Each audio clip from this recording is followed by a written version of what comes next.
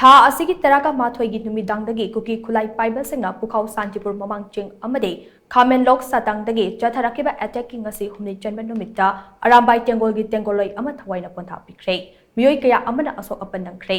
Press na fangba pau amagi matung ina ngasi pukhau Santipur mamangchingda kuki khulai paiba singa lanthengna thawaina pontha pikraba athoba adude pukhau Santipur dagi sagol sem loya chahi kunmanga apokpa sagol sem ranjit kawi haide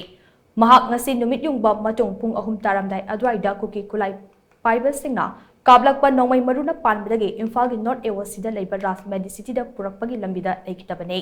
kuki khulai paiba sing aduna kaptharakpa nongmei maruna panbadagi miyoi kharaso sokpadagi ras medicity da puraktuna layenglaba matung discharge tokre haide Nakal amoromda kuki khulai paiba singna thamna pokpe Sanasabi amadi sabungkhok khunau romdasu makhatana nongmei amadi bomb kapshinduna attack kanna chathare Thaudok asing ngasi ayuk pung taraga mathoi minit taraga mangarom taba adwaidagi horakhibane kuki khulai paiba singna Saimol chinglomdagi thamna pokpi Sanasabi amadi sabungkhok lomda nongmei amadi bomb kapshinduna chatharakkhiba attack adugi paukhum oina khul ngakpa singna handuna nongmei round kaya kapkhe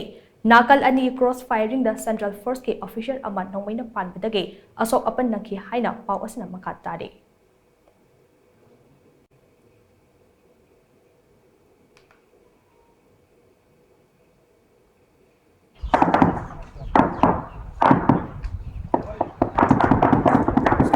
Okay.